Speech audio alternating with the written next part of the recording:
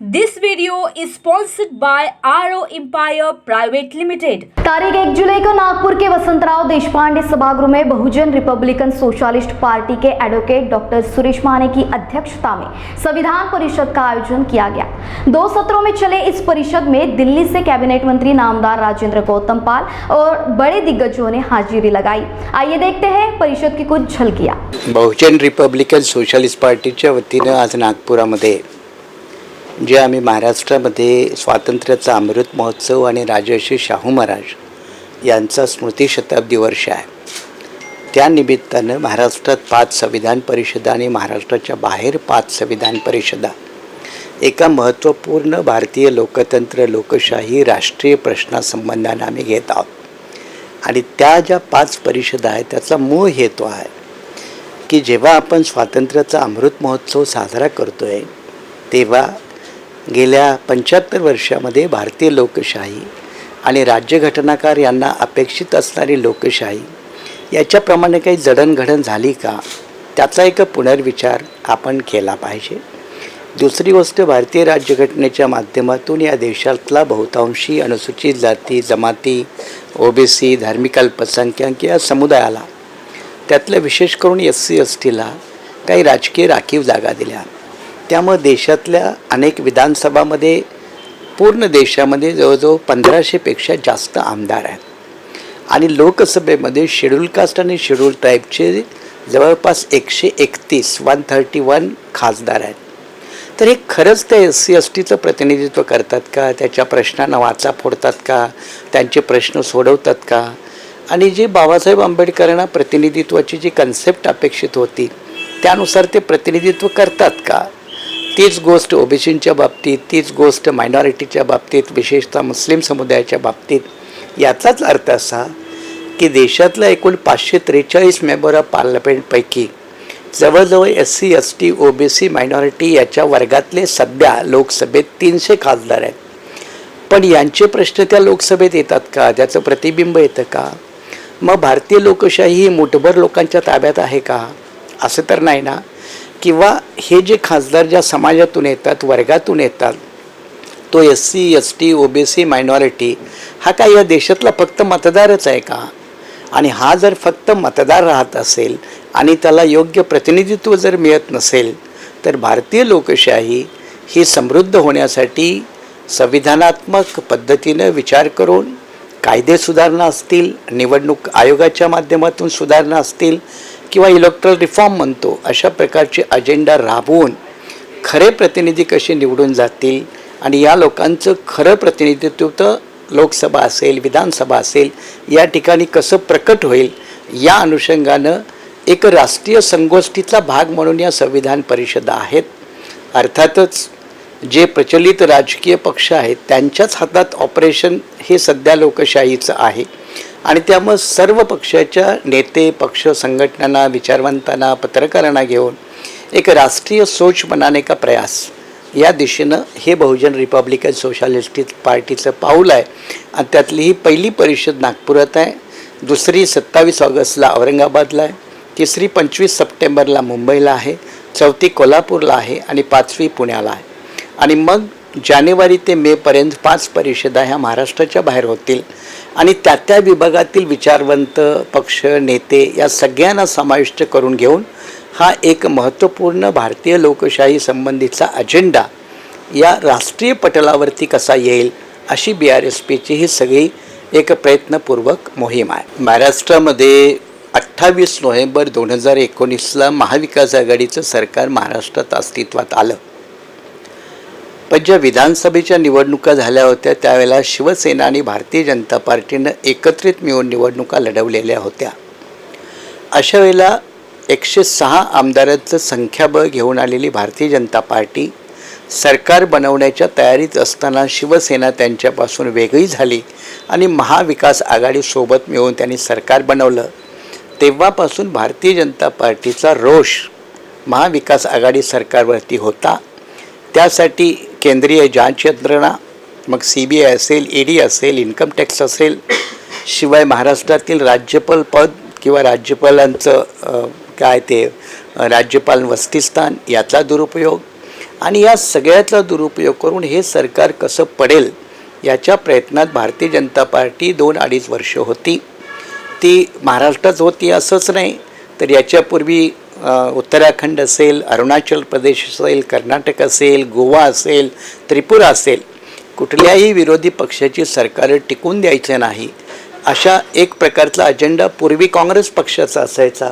आता तोच अजेंडा भारतीय जनता पार्टीचा आहे आणि तो अजेंडा असल्यामुळं विपक्षी दलों की सरकारे, म्हणजे ज्याला आपण विरोधी पक्षांची सरकारे म्हणतो, ती सामदाम भेद दंड नीती या सगळ्यांचा चाणक्य नीतीचा प्रयोग करून बरखास्त करायची. त्याचाच परिणाम म्हणून आता हे जे तथाकथित बंड झालेलं आहे त्या बंडातून नवीन जरी मुख्यमंत्री उदयाला आले तरी डिफॅक्टो हे सरकार भारतीय जनता पार्टी चालवणार. पडद्यामागून सगळी सूत्र देवेंद्र फडणवीस हेच हलवणार आणि त्यामुळे भारतीय जनता पार्टीने हे सरकार आणलेलं आहे. त्याचा एक अजेंडा आहे की आगामी स्थानिक स्वराज्य संस्थांमध्ये पुन्हा भारतीय जनता पार्टी कशी हवी होईल. मुंबई, ठाणे, औरंगाबाद या महानगरपालिका ज्यांची करोडो रुपयाची बजेटरी प्रोव्हिजन असतात ती त्यांच्या ताब्यात कशी येतील, त्यासाठी सर्व प्रकारे प्रयत्न करून गव्हर्नर पदाचा दुरुपयोग, मी म्हटलं की पोलीस यंत्रणांचा किंवा जज यंत्रणांचा दुरुपयोग आणि अनेक आमदार जे करप्शनमध्ये लिप्त आहेत त्याला आता संरक्षण ते देत आहेत, म्हणजे ही एक दुसरी विडंबना आहे. त्यामुळे भारतीय जनता पार्टीचा लोकशाहीसाठी अत्यंत घातक स्वरूपातला खेळ सुरू आहे आणि तोच नेमका खेळ सध्या महाराष्ट्र पाहतोय. नाही, त्याच्यापूर्वी मी यापूर्वीच केलेले आहेत, पण आताही तुम्ही विचारलं म्हणून सांगतो की काही थोडंसं तारतम्य बाळगून अहंकार असे बाजूला ठेवून मी की तू, हा जो तू मीपणा आहे तो बाजूला ठेवून ज्यांची ज्या ठिकाणी शक्ती आहे त्या ठिकाणी सगळ्यांना एकत्रित यावं आणि निवडणुका लढवल्या तर सगळ्यांचाच फायदा होईल. सत्तेसाठी बाकीचे सर्व एकत्र होतात तेव्हा त्याच्यापासून बाकीच्यांनी काहीतरी शिकण्याची गरज आहे आणि हे आव्हान मी यापूर्वीच महाराष्ट्रातल्या सगळ्या आपल्या समविचारी दलांना केलेला आहे. ये सारी परिस्थिति इसलिए हुई कि हमारे लोगों ने बाबा साहब की बात को नहीं माना. हमारे लोग कहते हैं कि हम बाबा साहब को मानते हैं लेकिन बाबा साहब की बात को नहीं मानते. आज ज़्यादा खतरा इस बात का नहीं है कि वोट ये कहाँ जा रहा है, ज़्यादा खतरा इस बात का है कि देश का प्रजातंत्र बचेगा या नहीं. देश का संविधान जिसने आम व्यक्ति को भी हक और अधिकार दिए हैं वो संविधान बचेगा कि नहीं.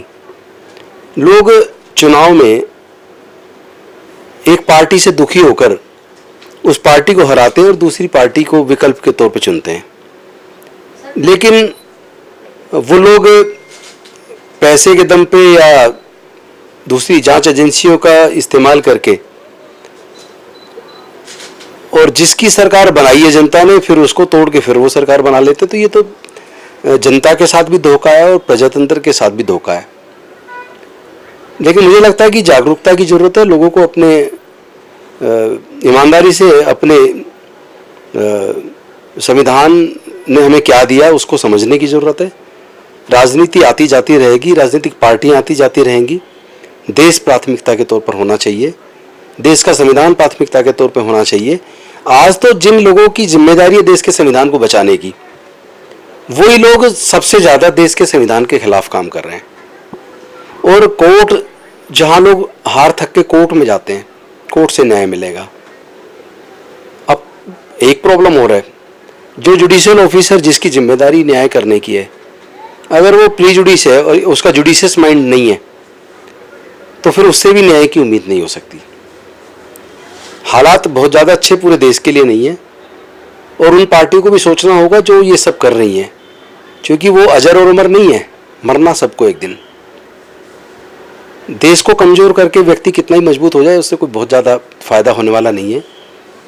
कुछ एक लोग हैं, कुछ एक पार्टी, यही कह लो जो सत्ताधारी पार्टी है देश में, वो चंद पूंजीपतियों को मजबूत करने में लगी और देश के लोगों को कमज़ोर करने में लगी है. देश के संसाधनों को एक एक करके बेचती जा रही है. तो जिस दिशा में वो देश को ले जा रहे हैं वो बहुत खतरनाक है. जो अगली पथ वो लेकर आए उसका क्या हश्र होने वाला है और उसका देश को कितना बड़ा खामियाजा भुगतना पड़ेगा, क्या नुकसान होने वाला है, मुझे लगता है कि उस पर भी विचार करने की ज़रूरत है.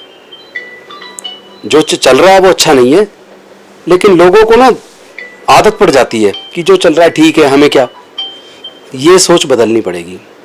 हमें क्या वाली सोचनी चलेगी, क्योंकि जो हो रहा है उसका असर हर व्यक्ति पे होने वाला है और हर व्यक्ति पे हो रहा है। लोगों के रोजगार जा रहे हैं, लगातार बेरोजगारी बढ़ रही है, महंगाई लगातार बढ़ रही है और खरीद फरोख्त बढ़ रही है और संविधान के मूल्य कम हो रहे हैं।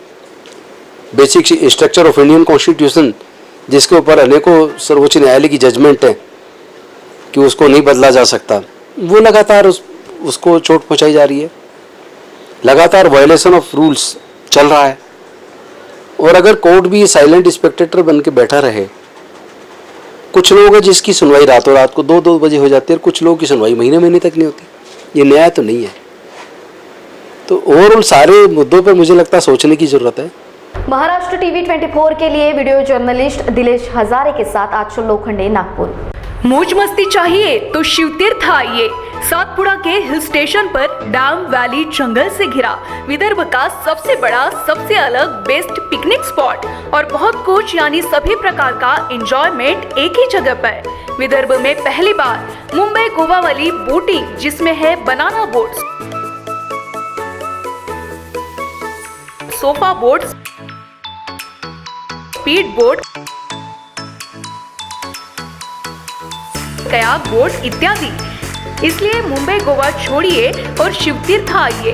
बर्थडे, शादी, सालगिरह, नाइट कैंपिंग के लिए सबसे best picnic spot. School, colleges, family, office picnic के लिए सबसे best. Government authorise, ISO certified picnic spot. चूक न जाना, शिवतीर्थ आना। तो देर किस बात की, जल्द ही कीजिए। हमारा पता उमरी डैम, सावनेर से 12 किलोमीटर, बैतूल हाईवे, नागपुर से 47 किलोमीटर। जल्द ही संपर्क करें। चूक न जाना, शिवतीर्थ आना।